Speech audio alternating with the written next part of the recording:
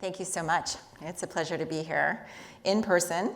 So my name is Tracy MacNeal. I'm president and CEO of Materna Medical, where we empower women to protect and restore their pelvic health. We're a company in residence in Mountain View, California at Fogarty Innovation, and our technology came out of the Stanford Biodesign program.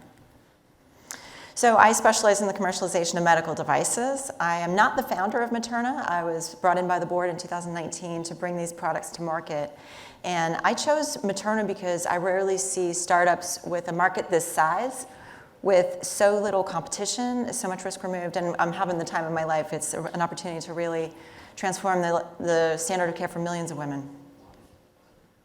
So since I joined, we closed a $10 million Series A2, and I've begun to build out the team, notably Kelly Ashfield. She's my Chief Operating Officer. I've worked with her in the past. We've got our band back together. And Edward Evantash is our Chief Medical Advisor. He ran global affairs for Hologic for 10 years.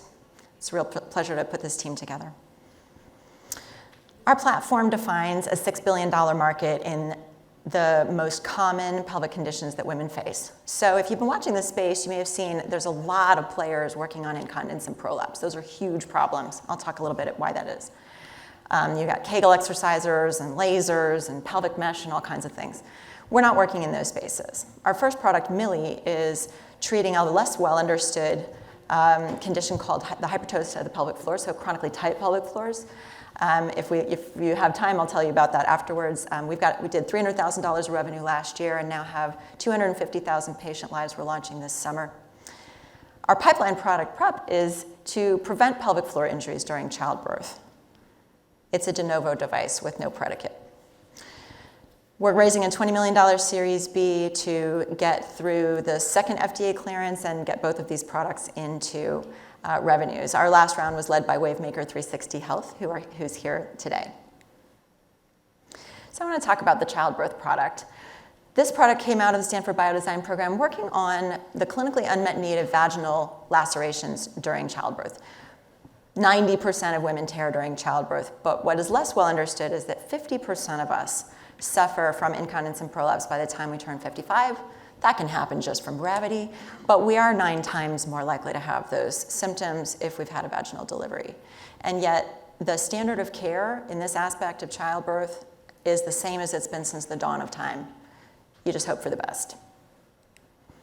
Until now, and this is really the main reason I joined the company. So here you can see the same patient before and after childbirth. So normally when you think of ultrasound during childbirth, you're thinking about the baby, right? But this is actually a transperineal ultrasound doing 9 slices through the pelvic floor. And we're looking for zeros and ones of whether that V-shaped muscle is still attached to the bone. And here you can see on the right-hand side, this is what we call a full evulsion. This happens in about 30% of patients. 30% of patients. The urethra now doesn't have the support it needs and the organs are falling out of place. So we're not going to market with a launch around incontinence and prolapse. We're going with claims around pelvic floor injury. And we reduced the pelvic floor injury rate by 60% in our pilot study that's published. Not statistically significant, certainly directional. Also directional so far in our pivotal trial, we're seeing a 50% reduction in C-section rates, which is important for our healthcare economic story. So our primary endpoint is pelvic floor damage. Our secondary endpoints have all been chosen around getting into the bundled DRG code for labor and delivery. So how does this product work? It's actually a very simple biomechanical play. Muscles are viscoelastic, so if you stretch them suddenly, like with a baby's head, they tend to tear. But if you stretch them slowly over time, they tend to stay in their elastic behavior. And our device actually collects that data. We can see that it's slowly expanding over 1 millimeter at a time, over an hour. So here you see a cartoon baby's head. I'll go to this side of the room for these folks. The cartoon baby's head, cartoon cervix. We're not doing anything with either one of those things. We're not trying to speed up labor. But this device goes just a couple of centimeters inside the introitus, and it goes from about this big to about this big over an hour, 1 millimeter at a time. Mom has an epidural at the time. Epidurals are about an 80% rate in the United States. So she's resting. She can't feel it. Then the device collapses and comes out, but those muscles stay stretchy for 3 hours. That way, when the baby does finally enter the birth canal, the idea is mom can get the baby out without all the sudden injury. So as I said, we're not getting as big as the baby's head, but we're getting pretty close. Childbirth is the #1 reason for hospitalization worldwide.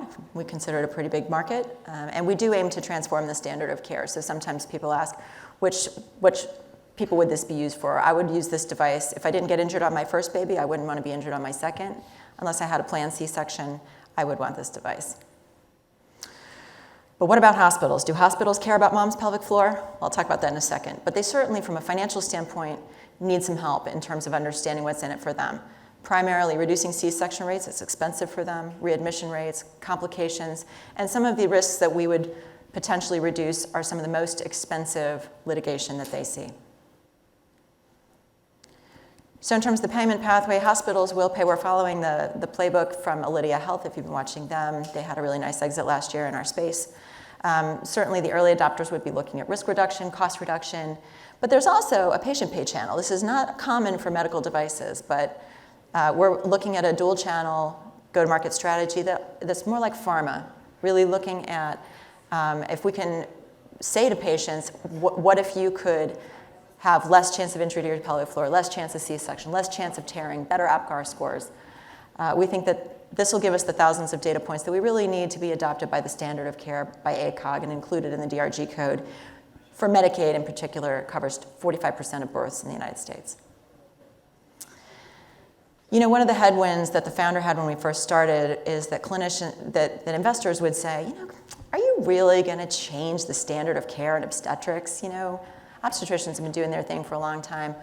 We have seen so much interest. We'll be putting out a press release. We finally finished the last activation last month. 15 US sites enrolling, including some of the top celebrities in the space. Dr. Ronald Wapner runs the entire perinatal research consortium in the Northeast, 90,000 births a year. And his partner, Dr. Alaya Sham, she's a urogynecologist. We're seeing a lot of excitement from both obstetricians and urogynes. It's the urogynes that see these patients after they've been injured, the intervention in obstetrics. And what all of these obstetricians say is, you know, we know that pelvic floor injury is a huge problem for our patients, and we have nothing for them. If this clinical trial can show what we hope it can, this would really be game-changing. There's been a lot of exciting activity in this space. I can definitely say my experience in speaking with investors is they're all realizing they're underallocated in women's health, and they're looking for good assets. So use of funds for this is growing Milli's sales and getting PrEP into de novo clearance and into early revenues. And with that, I'll close and say thank you so much.